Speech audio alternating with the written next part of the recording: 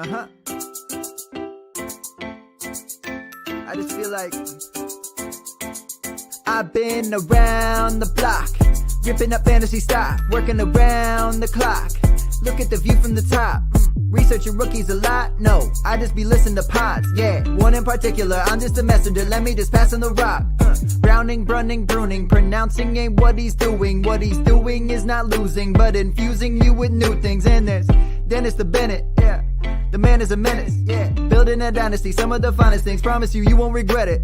Sly as a fox, cultured in pop. Give him his props. Here is a thought, here is a box. And you cannot compare them at all, so don't even try. Careful with the news, but when you use a take, I take up Tony Fire. I mean Dyer, because anyone else is a huge mistake. Whoa, fantasy round table, fantasy round table. Yeah. Fantasy round table, come take a look at the crown, baby. Hey, fantasy round table, fantasy round table. Woo. Fantasy round table, come take a look at the crown, baby. Go. What is going on, everybody, and welcome to another episode of the Fantasy Football Roundtable Podcast. It is Friday, November 12th. We have got some, let's see here. What did we have last night? We did have Thursday Night Football. My mind is going elsewhere at the moment. We've got a wrap-up. You had the Thursday college game, I assume. Which was okay. It was not as great as I was hoping it was going to be, but I did get to watch all of that game as well. Yes, we will wrap up what happened between the Baltimore Ravens and the Miami Dolphins, and then Matt, who is here with me, will help me preview the entire Week 10 of the NFL slate. Before we do that, though, we would like to tell you guys that we are proud to be a part of the Pigskin Podcast Network. You can find them at PigskinPodNet on Twitter, or you can search the hashtag TPPN, as you can see on the top of our screen there. We hashtag that when we go live, as do all the other great podcasts that are a part of this network. But as always, before we jump into the games, Matt, how are you doing on this beautiful Friday? Well, it's been a pretty nice day, thanks to the time change and me being 100 years old. I still woke up at 5 a.m., but, did a few things this morning, got in a nap. My Fitbit says it was a little over an hour. My wife said it was 2 or 3 10-minute periods, followed by me tossing or turning. Either way, I felt a little refreshed. And then all that disappeared as we had to do our weekly grocery shopping at Walmart. Yeah, I hear you. You're one of the other people who probably really understands what it's like to have to get up that early. I got up at like 3 o'clock this morning, and then, as you know, everything going on behind the scenes for me right now. It's been a lovely, lovely Friday. So we've been pulling up carpet and had a plumber in, or getting closer to having an actual working bathroom. Yeah, and that is, I hear, fairly important in the 21st century to have a working bathroom. I think it's one of those things you really want in a house, right? Like it certainly is to my wife. Yeah, I can imagine. So yeah, we are all hoping that is taken care of quicker here than later. So let's talk a little bit though about that Thursday night game. The Dolphins come back and win this game, 22-10. The Ravens lay an egg here.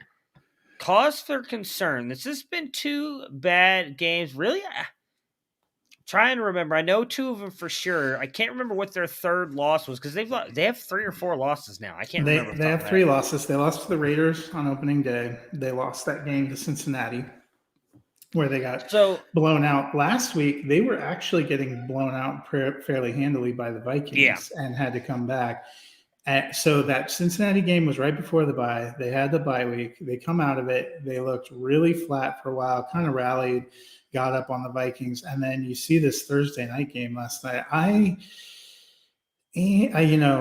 don't think either of us are particularly Baltimore Ravens fans. So our level of concern personally might be a little low, but their offense certainly isn't clicking. Lamar had a good fantasy week last week. We both had him as QB1 this week. I expected some fireworks, and I would not be surprised if he ends up outside the top 20 after last night's game. Hollywood Brown, I had him 17. You had him, I believe, top 10. We didn't get a good performance there. I was encouraged. Mark Andrews was still good. I was encouraged. Rashad Bateman saw probably a nice uptick in action. But their running game's not very consistent. I think that puts more pressure on Lamar. They were really susceptible to defensive pressure. And, this is another pretty great week in a row for Miami's defense, which is actually starting to remind me of last year's defense and the reason a lot of us thought they could be top 10 again in 2021. But, Baltimore's still in first. The AFC right now, in general, shockingly, the only team I feel solid about is the Titans. And if you would have asked me that 3 months ago, that would have been the least. But Buffalo has not looked great. And if Buffalo has another YOLO game and loses this week and the Patriots manage to win, Buffalo won't even be in first place in its division. Every team in the AFC West has 5 wins. No one's really distinguished themselves. So not good for Baltimore. It doesn't necessarily, they're still in first place right now. But I think it gives the Steelers a chance, right, to catch them.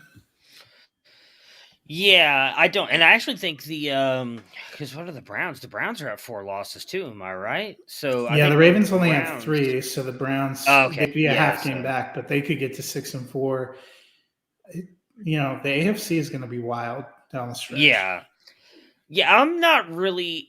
Well, I shouldn't say I'm not worried about it. I'm worried about the running game. I mean, they had 10 carries to their running backs because Devin Duvernay got 1, who's obviously a wide receiver, and then Lamar had 9. And I do think that's affecting the offense. You mentioned Hollywood Brown. I expect him to have a really big game. I mean, I can't take much away from that. I think the bad performance, he did get 13 targets. So, I mean, it's not like he wasn't he is the focal point of the offense attack. It just didn't work out.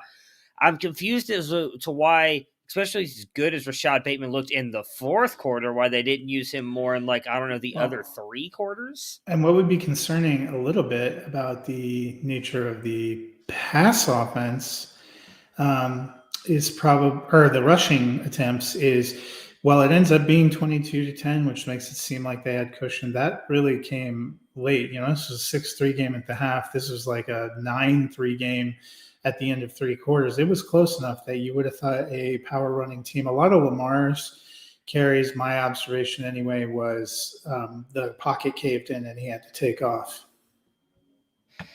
Yeah, so I agree with you on that, and I think that's probably my takeaway is if teams I feel like the teams are treating them the same way they are the Chiefs, in the fact of that they're trying to tell the Ravens, okay, if you guys are going to beat us, go ahead and beat us on the ground, like they're doing with the Chiefs, which is why I think the Chiefs offense has struggled so much as of late, because they're like, we're just going to throw everybody in coverage.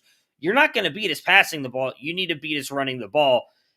And the Ravens can't do it. They didn't make a trade. They brought in a bunch of aging veterans, and I think it's starting to catch up with them. Again, I don't know that it's really going to hurt Lamar that much or Hollywood Brown, or you mentioned Mark Andrews, but as a team, I am a little bit worried about it because I'm with you. You said 3 months ago.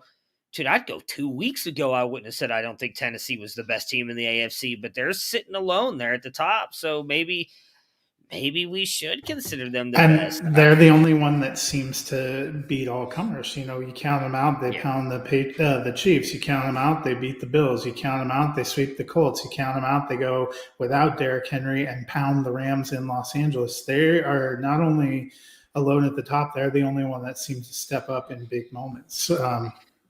Something to think about. Yeah, so I'm definitely, like you said, I'm not a massive Ravens fan, so them losing doesn't really, bother me some. But I would worry a little bit about that, because what I was going to say at the beginning of this was the Raiders game, if I'm remembering correctly, was at least competitive for the most part. The Raiders, I think, had it mostly under control at first. And Baltimore, as you talked about earlier with the game last week, Minnesota kind of came back in that. The Bengals game, I'm almost positive the Bengals were up from the get-go, and really last night for most of that game, even though it was close, I feel like Miami was controlling that game.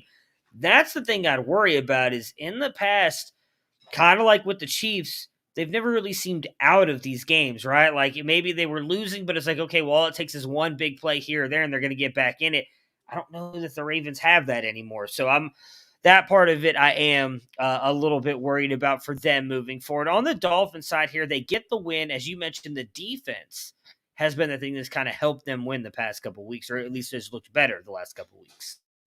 Yeah, and they scored a defensive touchdown, put up 17 points. I wouldn't be surprised. They should at least be top 5 fantasy defense this week. I wouldn't be surprised if they're more like top 3, because you can get 17 points out of your defense. They were the second highest scoring total fantasy element from that game. Andrews, because of the touchdown, ended up with 18.6 points, I think. So he was just a little bit above him. But that defense is looking good. Miles Gaskin back to being completely unreliable. I like Jalen Waddle, but he's probably got a safe floor and a low ceiling. And Mike Gesicki, you have to have felt for anyone that played him. He had been on a tear, rolls you a goose egg in a game that they win. You tell me the Dolphins are going to beat the Ravens 22-10. I'm feeling good about Mike Gesicki shares and bad beat. Yeah, that's one of those good process, bad result kind of things. There's no way you can sit Mike Gesicki and expect a zero out of him, especially at the fact that he's been consistent for 9 weeks. It's not been one of those things where he's like, oh, well, like a Mo Alley Cox, right? Like he's like, oh, he's on that 2-3 week heater. Is this the week that he falls off? No, Gesicki's been good all season. So it's just one of those things, I'm going to be honest, just like Hollywood Brown. I mean, he's been very good all season. I think this may have been the lowest point total he's gotten all season in this game. He's been very consistent. 6 points because I pulled up, I didn't watch the last 7 minutes of this game, and I went and pulled up my things. Like, okay, well, he had to have done something here toward the end, and to end up with where did it go? With 6.7 points. I mean, yeah, that's his second second lowest. He only got 5 points against the Chargers. So outside of that, he's gotten double digits in almost every single game. 16, 23, 17, 32, 16, 19. He's been consistent. Just one of those games. It happens. So you can't take much away from that side of it. The more interesting thing for me on Miami is the conversations we're going to be having about Tua and what this team does moving forward in the offseason, because that was a whole thing of if he's not healthy enough to come in, I don't understand why he's your backup quarterback in the game and comes in when it looks like Jacoby Brissett might be done with the way he was kind of in pain on the field. And then I thought he was. I thought he had. Yeah, so I don't know about you, but when he pulled like that, I thought for sure like ACL. I mean, he looked like he was screaming. Yeah. And then I think you could see why they maybe didn't think Tua was ready to start. Some of those passes were to no dirt patch in particular. Right. Yeah, but the problem was, I think even in his limited time he went out there, he still put up better stats than Brissett did. So it's just one of those weird things. Like, I was listening to Ray Garvin this morning on his morning show, Wake Up, talk about this, and it's just very intriguing to me. I didn't even really realize it, but he talked about, last year was Xavier Howard, right? There's a lot of talk about Xavier Howard leaving the Dolphins.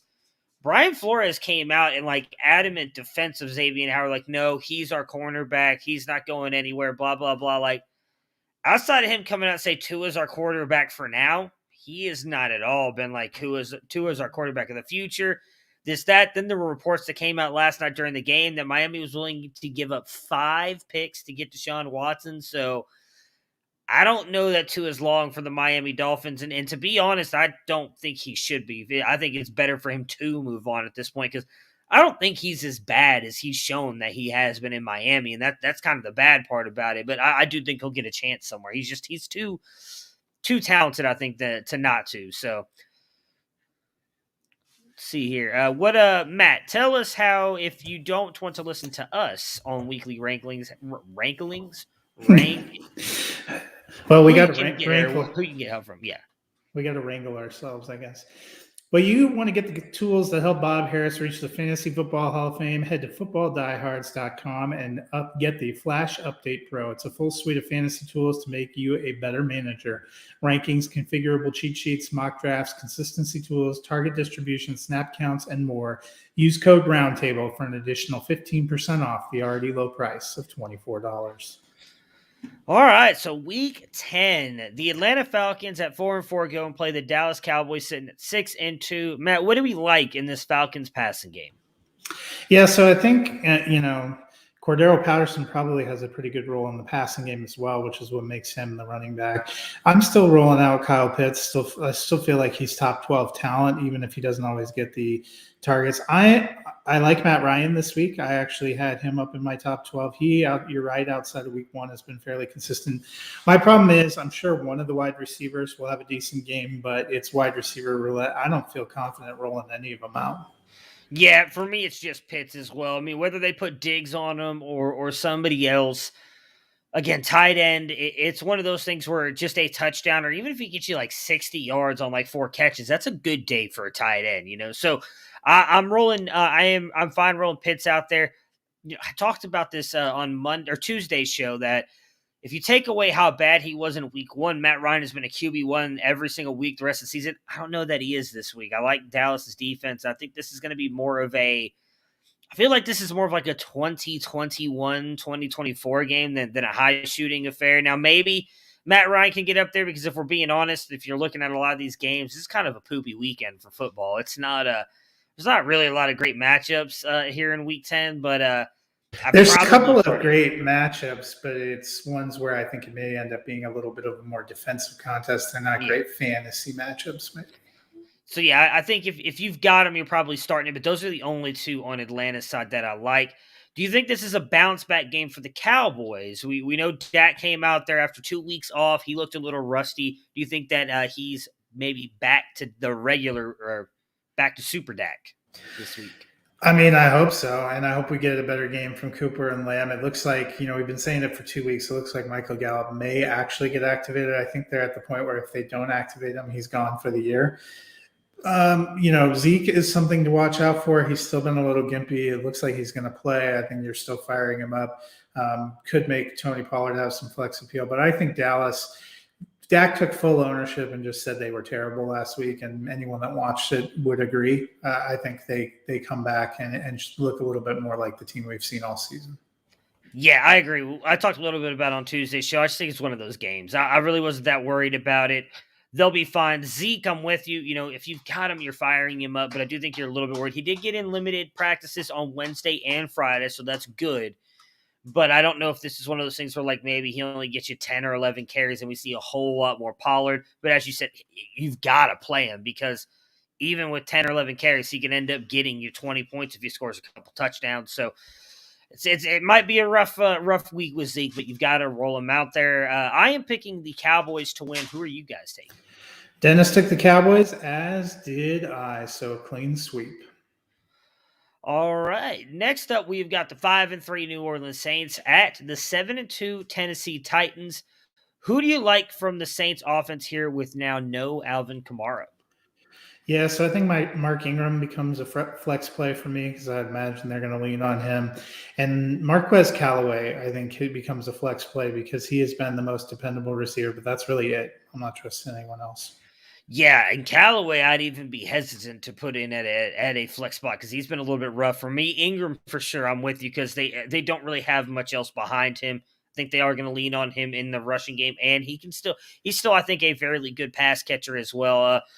It's going to be rough here for the Saints, I think. This might be a low-scoring game because the Titans' defense is a little bit better too. The Saints' defense is really good. Is good. Yeah, that's what I was about to say. With the as good as the Saints' defense is, I could see this being the same thing as I just mentioned earlier with the Cowboys Falcons. I could see this being like a 17-14 game, and it's just one of those things where kind of a lot of running the ball, a lot of really good defense, and the quarterback's playing key boy because Ryan Tannehill is I think dealing with an illness. I know they said he's going to play, but he's dealing with something too. So it's going to be kind of a weird game. On the Titans side, though, we saw Adrian Peterson, I believe, got in the end zone last week, if I'm remembering correctly. 21 plodding yards and then fell into the end zone.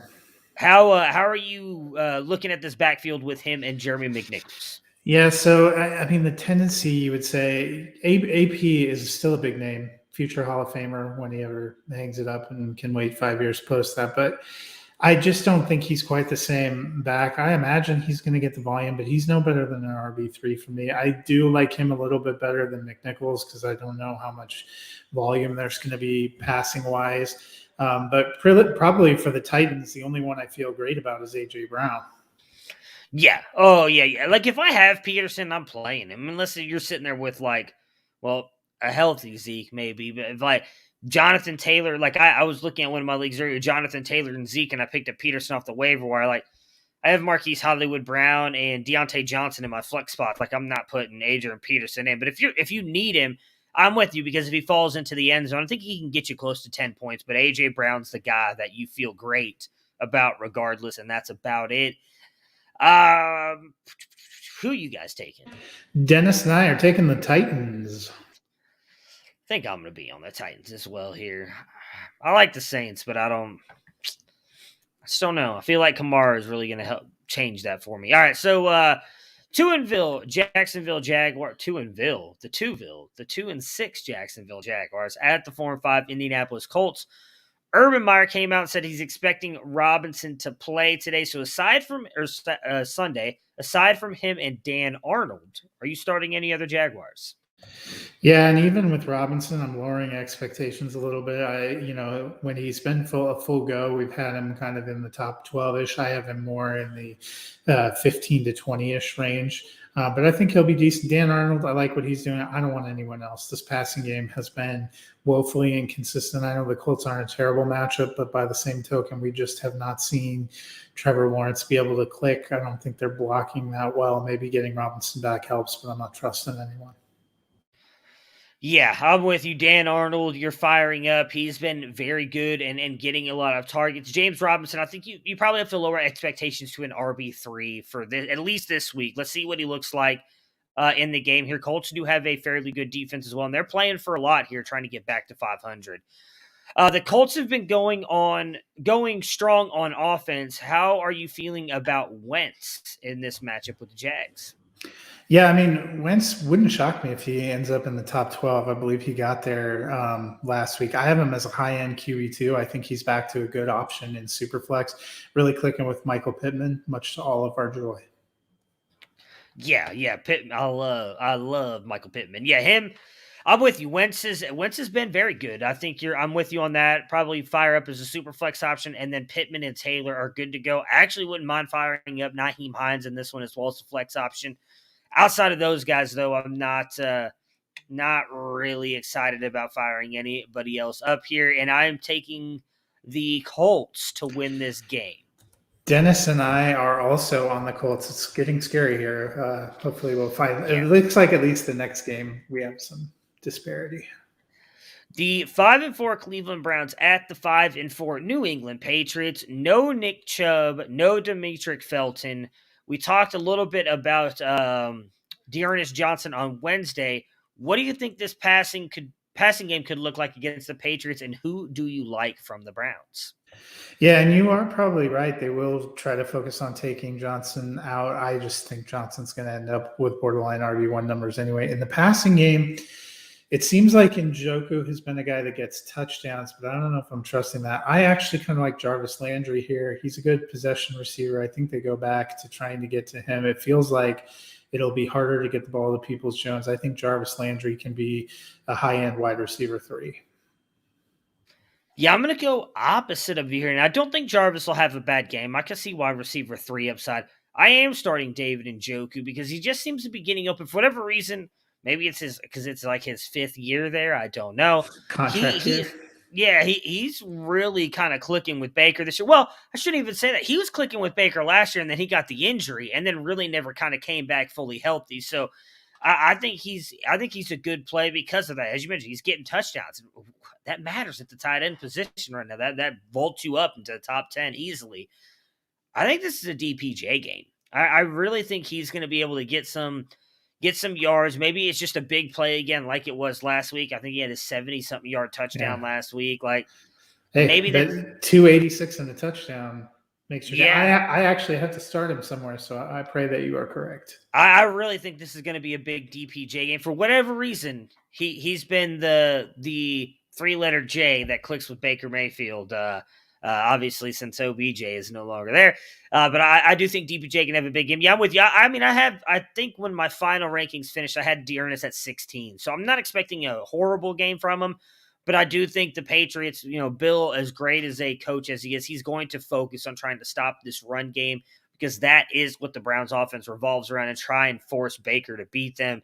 And really quick, before we move on to the Patriots side, how about the Browns locking up that entire offensive line for the next 3 to 4 years? It's going to be hopefully. And they have Chubb locked up. I think they will extend Baker. I know some people have been on the fence. I don't see why he wouldn't.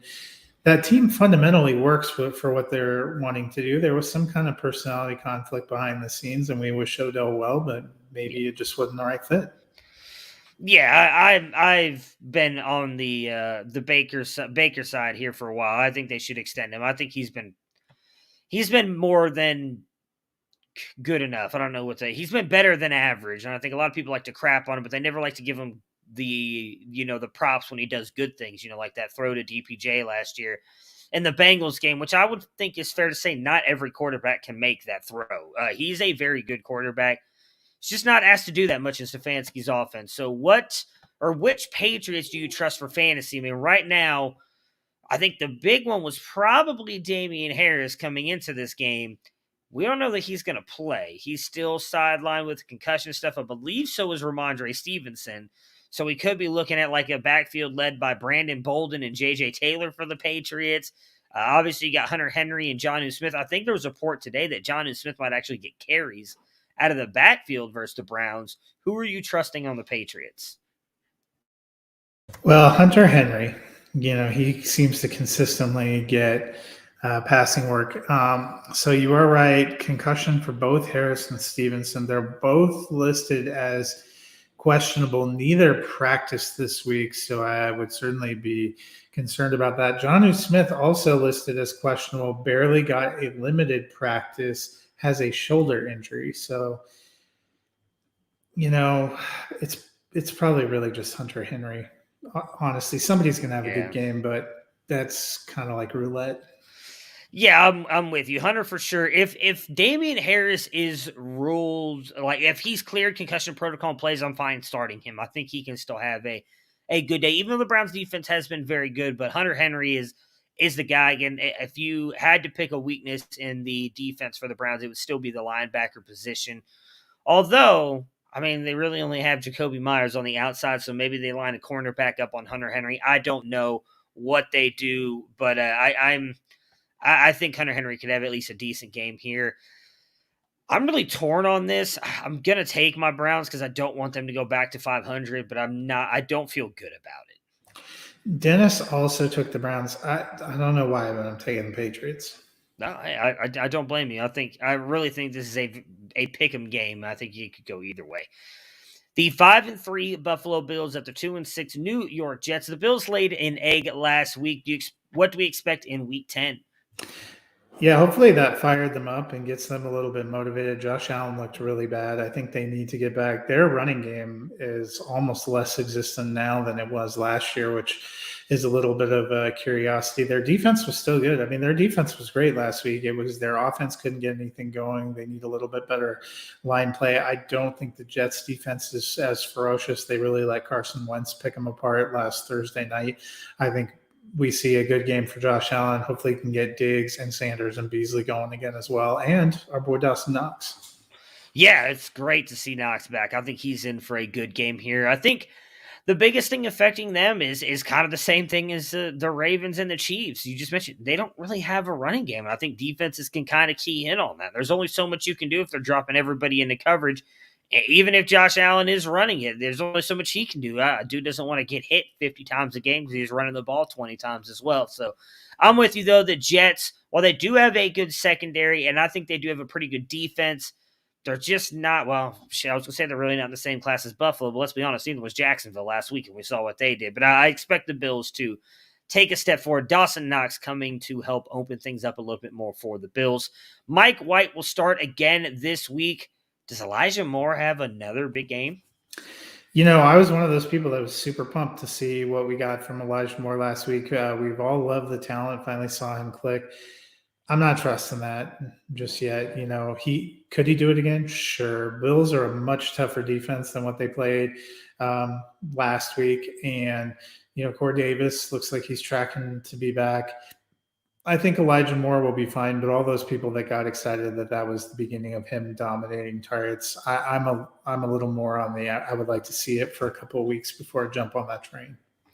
I mean, I'm perfectly fine with him not having a big game and playing him in a big money league, so I'd be perfectly fine with him getting like 3 points. But yeah, I'm with you. Now, Mike White and him had a really good connection last week. He had that beautiful touchdown before Mike White got knocked out in that one. I wouldn't be surprised, but I wasn't expecting it. I really thought with Corey Davis coming back that he was going to have kind of get pushed back down the chart again, or depth chart, but he had a good game. Yeah, I mean, it looked like he was a focal point last week, though, because Josh Johnson got him the ball, too. He had 2 touchdowns. He had one with each quarterback, so I don't know if it was specific to the chemistry with just one quarterback. I hope he does well, but I don't. I'm not sure I trust it yet. Yeah, I mean, if you want to put him in your lineup, I think you're playing with fire a little bit. Now, if he does go out there and do it again this week, I think you're good to go because, again, Buffalo, very good defense, very good secondary. If he's able to put those points up again, I think he almost becomes a fairly comfortable flex start every single week. I am taking the Bills in this one. Who are you picking? Dennis and I are also on the Bills. All right, we have got the 0-8 Detroit Lions at the 5-3 Pittsburgh Steelers. Can the Lions do anything against this defense? I'm hoping DeAndre Swift can return good value, but I'm not even confident about that. Detroit does not look good against much worse defenses. Yeah, I mean, the one thing I think will help Swift is we saw in their last game, he got a lot of checkdowns. That's one thing Jared Goff is not afraid to do. So even if he doesn't get you much rushing, I think receiving wise, he'll be fine. Outside of him, you're starting Hawkinson, but I'm lowering expectations even on what Hawkinson can do. I think I had him at 4 or 5 this week, so I'm still expecting him to have a good game, but not like a massive game. For the Steelers, we're starting Deontay Harris. My goodness, Matt. We are starting Najee Harris and Deontay Johnson. Is Freiermuth, though, moved into an automatic start for you now, too? Yeah, I think he really is. He's tight end 15 on the season, but he's tight end 4 over the last 3 weeks. Ben seems to be looking for him, particularly in the red zone. We're talking about a low barrier position. I like firing him up. I had him up inside my top 12. I think you did too. Yeah, I think I had him at 10, and I've said I think he's going to be a top 10 for me every single week. I mean, he really, the past couple of weeks, even before his big game, he was kind of being a focal point of that offense. Let's see here. He's sitting with, 2, 5, 6, 1, 1, then 9, 12, and 18. I was trying to pull up his targets here. So, the first couple of weeks of the season, just one target, but then 4, 5, then 1, then 2, 7, 7, 6. I think he's becoming a focal part of this offense, and I think it's going to continue all year because, again, Juju's not here. Really, since that bye week, he's been good. I think with Juju being out, he's kind of become, and in my opinion, the second part of this offense because Claypool is just going deep, it feels like, and I don't know that Ben has the arm to get it to Claypool anymore. So it's Deontay and Freiermuth, and I think even more so pointing to Freiermuth is the fact that Eric Ebron has been like a healthy scratch for like the past couple of weeks. I think they want Freiermuth to be the guy. He's going to be the guy. Yeah, and I think they've been good. And, at this midway point in the season, I also think Najee Harris probably is our rookie of the year. Yeah. Unless Jamar Chase has a couple 200-yard receiving games and touchdowns, he's making it close, but Harris has been so consistent. I feel like he's made such a difference on a team that doesn't really have any kind of explosion. Maybe it was all of our lowered expectations for Noodle Arm Ben. Yeah, I'm with you on that. I'm gonna flip the script a little bit. I think the Lions get off the schneid. I think they find a way to pull off the win here. The Steelers' offense hasn't looked great. Detroit's been playing teams tough. I don't know why. I just got a good feeling about Detroit this week. Take it. Dennis appreciates your vote of confidence in his team. He is taking the Steelers. I am also taking the Steelers. Anything for Dennis, which we should have mentioned. If you guys have SiriusXM, go back and listen to Football Diehards last night. Dennis was on with Bob Harris last night on SiriusXM for a little bit. I believe he said it was like at the 11:15 mark Eastern. Yeah.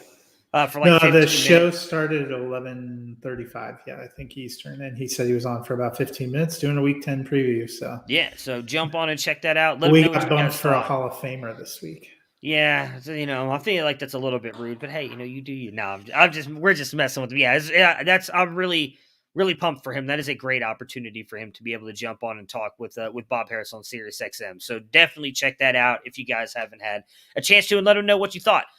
All right, so then we get the 6-2 Tampa Bay Buccaneers at the 2-6 Washington Football Team. There is likely no A, B, or Gronk. I think. What did Arians say? Out now. They just updated. Those two guys are out. Gronk is 2 to 3 weeks away, and I don't know that we heard a timetable on AB. So you guys know. So who do you like though in this passing game? Because Chris Godwin's also dealing with an injury. He has an ankle injury, apparently got hurt making a tackle or something, but he did return to practice Friday. I think he plays. To me, it's, we're always playing Brady. It's wheels up on Mike Evans. It's wheels up on Chris Godwin. It's wheels up on Leonard Fournette. I am not super impressed by the Washington defense. I think this could be a pretty big game. Yeah, I'm with you, man. How Leonard Fournette has just like completely in a year flipped things for himself is just ridiculous. The Bucs pass defense has not been great. Is this a bounce back week for Terry McLaurin? And we're not going to see Logan Thomas this week, right? I can't remember. I know he said that he was tracking toward potentially. Let's see if they updated and made a decision. Logan Thomas was spotted working off to the side. They have yet to designate him to return from injured reserve, so he's probably not this week, which means you could have some luck with Ricky Seals-Jones. But I think Terry McLaurin, I feel like he gets back in the end zone this week. They're going to need to try to score, and the weak spot in the Tampa Bay defense is that corner position. All right. I am taking the Buccaneers. What about you guys? Yes, we are both taking the Buccaneers. Well, we know the Buccaneers are ready to get a win coming off of a bye, but football fans, if you're ready to score some free bets, you can do that now when you bet on any NFL game this week with DraftKings Sportsbook, an official sports betting partner of the NFL. New customers who bet just $1 on either team to score can win $100 in free bets. When a team scores, you score. If Sportsbook isn't available in your state, DraftKings won't leave you empty-handed. Everyone can play for huge cash prizes all season long with DraftKings Daily Fantasy Sports Contests. DraftKings is giving new customers a free shot at millions of dollars in total prizes with their first deposit. So what are you waiting for? Download the DraftKings Sportsbook app now and use promo code TPPN. Bet $1 on either team to score and win $100 in free bets. If they score, you score with promo code TPPN this week at DraftKings Sportsbook, an official sports betting partner of the NFL. You must be 21 or older in New Jersey, Indiana, or Pennsylvania only. New customers only. Minimum $5 deposit and $1 wager required. One per customer. Restrictions apply. See DraftKings.com/sportsbook for details. And if you have a gambling problem, call 1-800-GAMBLER. All right. We have now got the 4-5 Carolina Panthers at the 8-1 Arizona Cardinals without Darnold. What do we expect from the Panthers offense? A little quick typo there since I thought Sam Darnold also played for the Ravens. I am not bullish on them. Our friend Ricky took the over 1.5 touchdowns for the Panthers and took them at I think they're minus 10 or plus 10.5. I don't think they're going to be great. PJ Walker hasn't been great. I know they signed Cam Newton. Cam Newton's not going to play on Sunday. That's too quick of a turnaround. I was kind of excited. I don't know how you feel about that reunion story. I thought he got kind of a raw deal the way his time there ended. And it hasn't really worked out for them trying to replace him. I'll be curious to see him get back. They put Darnold on IR. It was 4 to 6 weeks. I honestly wouldn't be surprised if he's done for the rest of the year if they like what they see. I don't think Walker is the guy. Christian McCaffrey probably will still have a big game, but it's a real bummer for DJ Moore. Yeah, I mean, we talked a little bit about it last week that Moore's probably got to drop down to like wide receiver 2 territory for you, possibly even wide receiver 3, which is just sucks to think about because of how talented he is. Yeah, I'm glad to see Cam back. I don't know that I have high hopes of him for anything for fantasy. I would love to see him go out there and be successful, though, because I'm with you. I think he got kind of a raw deal, and it's funny that the Carolina Panthers are now playing. They are paying Cam Newton's original salary, then they're paying his replacement, then his replacement's replacement, and then his replacement's replacement, which is also now, again, Cam Newton. So very, very interesting. I believe they are paying a total of $44 million this year to the quarterback position, which is I'd say you get what you pay for, but that hasn't been the case. I mean, if you really realistically, if you add it all up, they probably have a lot of touchdowns, a lot of wins. They've been to a Super Bowl and they've got an MVP. It's just between like 4 different quarterbacks. So, anyways, yeah, I'm excited to see him back there, though. I think it's a very good story. Murray seems to be tracking to return. What do we like from the Cardinals in this one for fantasy? I'm all in on James Conner this week. I have him as a top 12 play. He looked like the James Conner of old with no Chase Edmonds. They rely on him, I think. Green's supposed to be back. D Hop should play. He's probably more of a wide receiver too. I think Murray will be okay, but maybe not the spectacular hikes we saw earlier this season. And if I had to flex another receiver, I'm going with Christian Kirk. Yep, I am with you. I'm lowering expectations a little bit here on everybody just because of them being banged up, except for James Conner. And I'm intrigued to see what Eno Benjamin does in this game. He's a guy that I picked up in a couple places just because it looks like Chase Edmonds might be out for a couple weeks. Does he factor in and play in the Chase Edmonds role? And if he does, what does that mean for him? I am taking the Cardinals to win this game. Who are you guys picking? We are both on the Cardinals. The 3-5 Minnesota Vikings at the 5-3 Los Angeles Chargers. It has been a tumultuous week for Dalvin Cook. Do you think that impacts him on the field? Yeah, that's going to be the $1 million question. We know it's not going to prevent him from playing, his off the field, but his agent made allegations that he was abused, and we've seen some video that if nothing else, it was verbal abuse. There's also been some shots and stuff the other way. He said it's going to play out in court. These guys are human. You can't help but have some kind of a mental impact. So we'll have to see what that does to him. Yeah, I mean 100%. And sometimes these guys use getting back on the field as like their chance to get away from all that stuff. So maybe he goes out there and balls out, or maybe it does stick with him a little bit and affect him. There's no way for us to know until he gets on the field. But you're firing him up regardless. I will also say, just based on some stuff I heard this morning on SiriusXM, I don't know that it's anything. If you have Dalvin Cook on your rosters, you have to be worried about right now because this could take a little bit of time for the legal process to play out. So you might be okay this year, but again, a lot of the stuff that's being thrown around is not great for Dalvin Cook altogether in this one. What do we think about Mike Williams here, and how about the tight end situation for the Chargers? Williams started out on fire. A lot of people saying he was better than Keenan Allen, and then I feel like we've seen the Mike Williams of like the past 4 years. Mike Williams. Yeah, and he's not, the talent's still there. It just hasn't been a great connection. I pushed him down, I think, into wide receiver 3 territory. I'm just not confident. I like the talent, but he's not getting the volume. And that's the same kind of way I feel about the tight ends. They're using both Jared Cook and Donald Parham. Parham got a touchdown last week. I think both those guys are really tight end twos. They're getting opportunities, but they're cannibalizing each other's value. Yeah, I agree with you on that. As Dennis said, he's ready for next year when Jared Cook probably, finally just retires or walks away and it's a Donald Parham season. I wouldn't feel great starting either one of them. I'm with you on Mike Williams. I mean, Keenan Allen's the guy.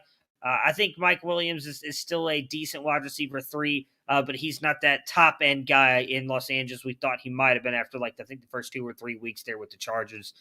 I'm picking the fighting Justin Herberts to win the game. Who are you guys picking? We are both on the Chargers. The 3-6 Philadelphia Eagles at the 5-4 Denver Broncos. Is Jordan Howard the best play in the Eagles' backfield? Yeah, I thought it was going to be Boston Scott, but I actually do think it is Jordan Howard. I like what he's done with the opportunities. I think he earns himself some more opportunities. Yeah, I mean, dude just been scoring touchdowns, and good for him. He's not even that old. I think he's only like 27 years old. I thought he was older than that. So, yeah, I mean, I'm playing him. They get into the red zone, and much to the people who roster Jalen Hurts' dismay, he's just handing the ball off to Jordan Howard and letting him get in the end zone instead of him running it in. So, but he's getting touchdowns, and that matters. I mean, he falls in the end zone 2 or 3 times. All of a sudden, he made your fantasy day, even if it's 5 carries for 12 yards and 3 touchdowns. I mean, you're sitting there looking at 18 points. I'd take that any day of the week. The Broncos have won 2 straight. Can they make it 3 and sweep the NFC East?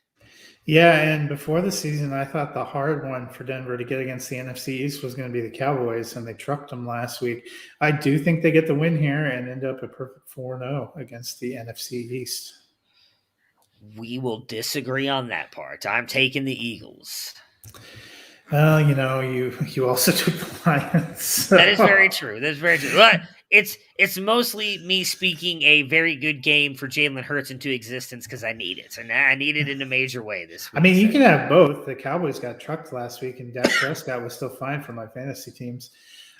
Dennis is also taking the Broncos. Yeah, I mean, I feel like I've been kind of wrong a lot this year. I've gotten some really good upsets, but really, my pick'em record is given the way coming the from last NFL year. has been tracking the last couple of weeks, you picking against conventional wisdom might be the way to go. That might be true. The 3-5 Seattle Seahawks at the 7-2 Green Bay Packers. Russ is due to return to no, let's try this again. Russ is due to return this week. What do we expect from the Seattle offense? Yeah, and it looks like they have a potential to get Chris Carson too. I have to go back and Chris Carson. Oh, Yeah, I guess he will not be activated. They finally made a decision. Okay, gotcha. They don't feel like it's time. So I guess it's Alex Collins. Russ, I think he comes back. I think he ends up being a quarterback one. Again, this is an important game for Seattle. I don't particularly think they're going to win, but I think they're going to play hard. Good things for DK Metcalf. Hopefully a little more consistency for Tyler Lockett. Yeah, I think the big thing for Seattle is Russ. I want to see how rusty he is. I know he's coming back, but he just got that pin removed. Like, I don't know that it's going to be that easy for him. I mean, clearly Lockett and Metcalf are likely better with him out there, but I don't know that I'm expecting a massive game for him. And really, right on the same side, on the opposite side of the field, Aaron Rodgers is likely going to be back. We don't know that for sure. I mean, he just mentioned apparently on Pat McAfee's show the other day he's still dealing with symptoms. If he's still dealing with symptoms, I don't know that he plays because he will not have been on the field at all. The earliest he can return is Saturday. And I know Matt LaFleur came out today and said, well, he's been in every single meeting and all that. I mean, that's going to be a close call. So if he does play, though, on Sunday, what do you think that means for Devontae Adams and Aaron Jones? Yeah, well, I mean, if you were with us on Wednesday for rankings, I have both those guys back up in the top 12. Rodgers is just a difference maker, and this is an important game for both teams because Green Bay had a lot of momentum last week. Was a minor setback in terms of having that loss. Seattle's not totally out of it, but a loss here puts them to 3-6. They could be out of it. I think both quarterbacks come back, and this ends up being hopefully one of the better games of the weekend. Yeah, if both of them are back, I'm with you. You got to watch it. You're still playing Adams and Jones anyways, but obviously Aaron Rodgers being there definitely puts up a raises hopes a little bit for better games, I guess, against the Seattle defense. I'm going to take the Packers regardless. Even if Rodgers doesn't come back, I'm going to take Jordan Love. Either way, I'm taking the Packers. I'm taking the Packers. Dennis taking the Seahawks. He believes in that dangerous magic. Interesting. All right, so the Sunday night football game, which could be, I think both these next two games could be good. 5-4 Kansas City Chiefs at the 5-3 Las Vegas Raiders. The Chiefs have struggled of late. What happens in Vegas Sunday? Yeah, the Raiders have been their kryptonite even the last couple of years when the Chiefs have seemed like an immovable object. I think it's going to be a tough go for them again. We saw them struggle. They only got a single touchdown, only barely won against Jordan Love last week at home. They just don't look like the same team. Barely beat the Giants at home. I don't think they're a favorite for this game, and I think that they're going to have another hard time.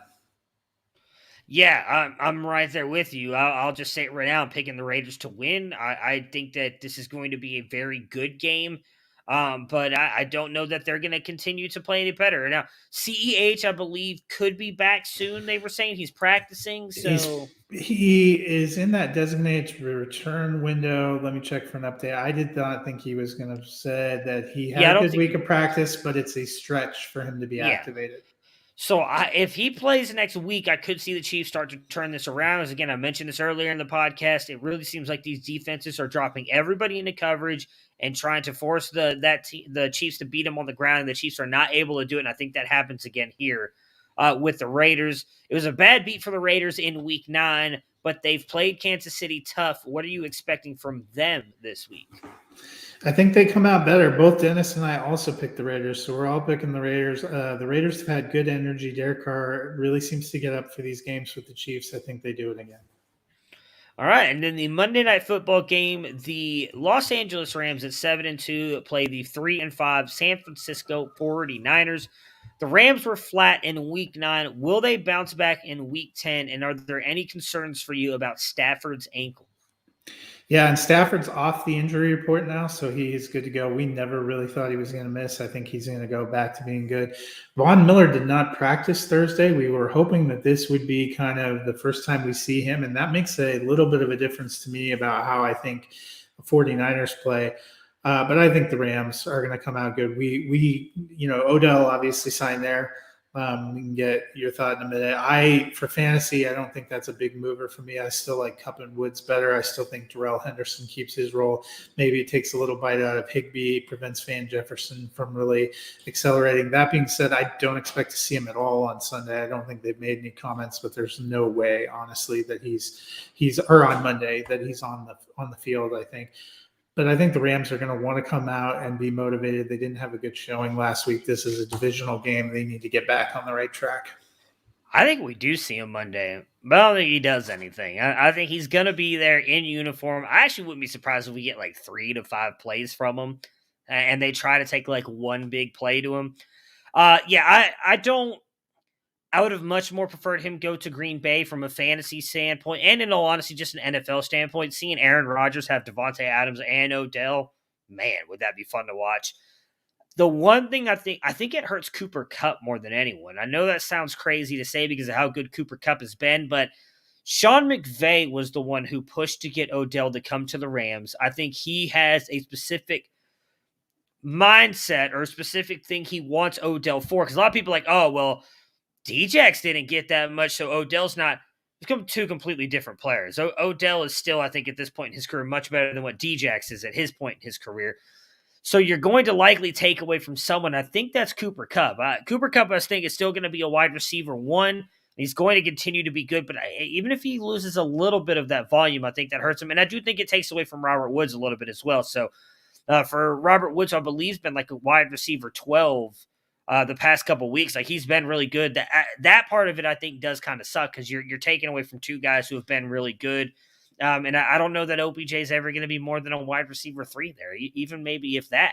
I also think it completely cuts Tyler Higbee out of the conversation. But, it's going to make Van things fun. Jefferson, because you don't imagine Van Jefferson gets the opportunities that are afforded to him right now as the wide receiver 3 for that team.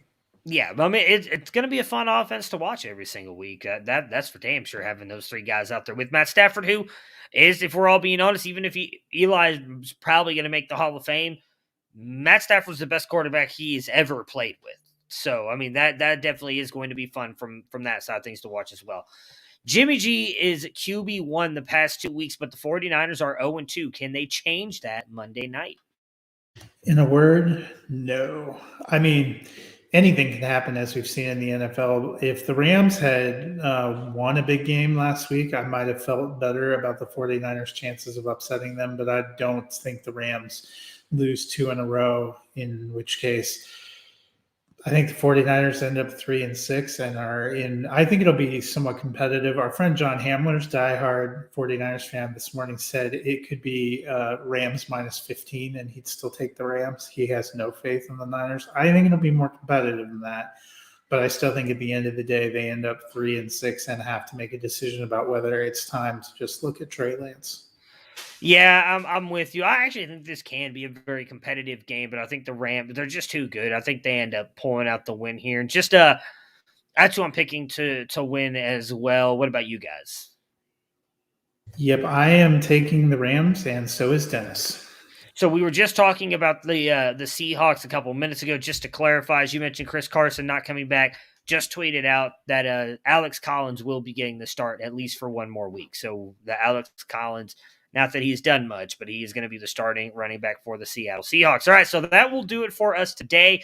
We'll be back on Monday, hopefully, to recap the Week 10 action from the NFL.